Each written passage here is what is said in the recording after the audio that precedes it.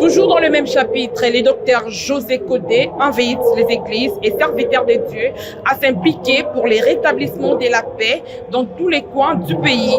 C'était au cours d'une interview réalisée dans l'enceinte de cette église située sur l'avenue Kulumba, numéro 66A, dans la commune de Bumbu, référence la direction Chaba et Gambela.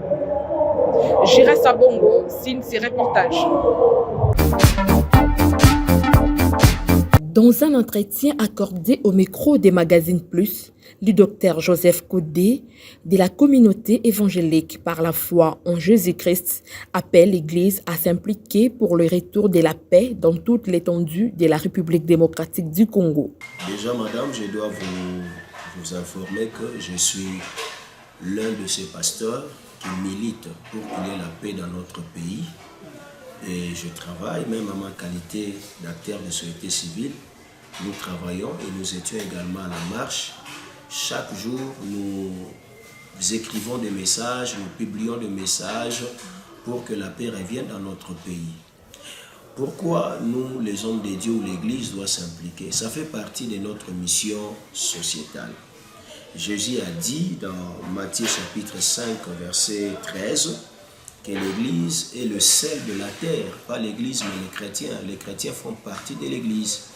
Le sel joue plusieurs rôles, mais je peux citer des. Le sel joue le rôle de la conservation. Lorsqu'on veut conserver les aliments, le sel est là pour que les aliments en question ne perdent pas leur saveur ou ne puissent pas courir.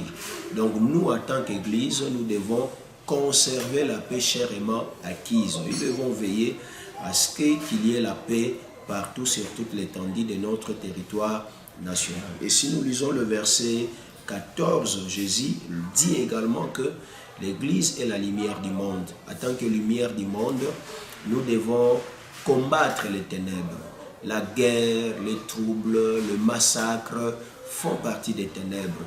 Et en tant qu'Église, nous devons premièrement évangéliser, sauver des âmes, parce que quand les gens sont sauvés, on récit Jésus-Christ comme leur Seigneur et Sauveur, nous n'allons pas éradiquer les guerres, mais nous allons quand même baisser les taux de guerre dans notre pays, parce que les gens vont maintenant commencer à craindre les seigneurs. Donc l'Église a un rôle important à jouer. Moi personnellement, j'ai aussi besoin de rentrer à Goma, aller à Beni, aller à Ituri, un peu partout là, évangéliser, proclamer la parole du Seigneur. Parce que ceux qui meurent là-bas sont des créatures de même nature que nous, mais ils sont en train de mourir, d'autres meurent païens, ils ne connaissent pas le Seigneur.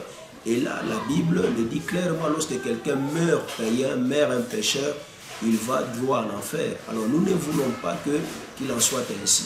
Nous voulons qu'il y ait la paix, que ceux qui nous agressent, le Rwanda en particulier, qu'il arrête de nous agresser, parce qu'en aucun jour ce pays a vu les Congolais entrer chez eux là-bas pour aller troubler leur paix, leur quiétude. Mais pourquoi seulement ils doivent le faire ici chez nous? Et quand je parle du Rwanda, moi je ne vois pas la population, mais je parle plutôt du régime, parce que c'est le régime rwandais qui se comporte trop mal. S'ils ont besoin de l'eau minérale, mais qu'ils utilisent les canaux appropriés, qu'ils viennent le prendre en bonne et due forme, nous allons leur vendre. Mais pourquoi seulement tuer les gens? Pourquoi les massacrer? Ceux qui meurent là-bas, il y a des familles, ce sont nos frères qui meurent.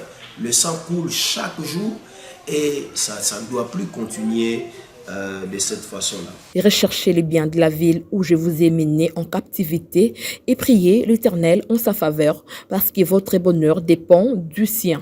Et dans Jérémie chapitre 29, verset 7, la Bible nous recommande de rechercher la paix du pays. Nous devons prier même en sa faveur, car notre bonheur en dépend. Donc j'encouragerai mes collègues pasteurs, voire même toute l'Église du Christ en RDC. Quand je parle de l'Église du Christ en RDC, je ne fais pas allusion à l'ECC, mais je parle de l'Église chrétienne en général. Nous devons nous impliquer, jouer convenablement notre rôle pour que la paix revienne au pays. Regardez, même sur le plan politique, en ce qui concerne les élections, nous avons la CIME aujourd'hui. Il y a les hommes de Dieu qui sont là-bas, des différentes confessions religieuses. Lorsqu'il y a des petits soucis, des petits conflits, ils sont toujours là à pied d'œuvre pour réconcilier tout le monde, pour que nous puissions regarder vers la même direction. Donc c'est ça, c'est ce que l'Église est en train de faire comme travail. Impliquons-nous davantage, prions pour le pays, arrêtons de maudire notre pays, parce que cette terre est sacrée, Dieu nous l'a donnée et nous devons prier pour elle. Même dans nos différents cultes de dimanche, à la fin, nous recommandons toujours notre pays entre les mains du Seigneur. Parce que nous voulons qu'il y ait la paix, madame. Sans la paix, il n'y a pas du pain. Sans la paix, il n'y a pas la joie. Sans la paix, nous n'allons pas circuler librement. Nous avons vraiment besoin de la paix et nous devons soutenir les autorités qui sont en place, parce que si nous ne les faisons pas, alors ils seront également malmenés par l'ennemi et embrouillés tout le temps par ceux qui nous agressent, et le pays ne va pas se développer. Donc j'encourage vraiment les collègues pasteurs à que nous puissions tous jouer notre rôle convenablement pour que la paix revienne véritablement dans notre nation. Je suis vraiment au four et au moulin en ce qui concerne la question de la paix dans notre pays avec les collègues de la société civile, et nous continuons à y travailler là-dessus.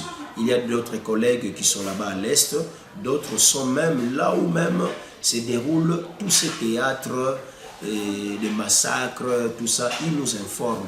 Et ensemble, dans l'unité, nous sommes en train de mener des actions pour que la paix revienne véritablement dans notre pays. Mais je dois aussi signaler une chose, même si la guerre cesse aujourd'hui, la paix véritable, c'est Jésus-Christ qui la donne. Donc nous devons, nous tous, tourner nos regards vers Dieu, qui est capable de nous donner la paix véritable. La guerre peut cesser, le M23 peut partir, les ADF, etc. peuvent partir, mais si nous-mêmes Congolais, nous ne prenons pas conscience avec Dieu pour que nous puissions faire développer notre nation, nous resterons tels que nous sommes. Mais je ne prie pas pour qu'il en soit ainsi, je prie pour que nous puissions vraiment prendre conscience, comprendre que ce pays nous appartient et travaillons pour que la paix soit véritable et pourquoi pas une paix durable. Jérémie chapitre 29 verset 7. En renchérirait-il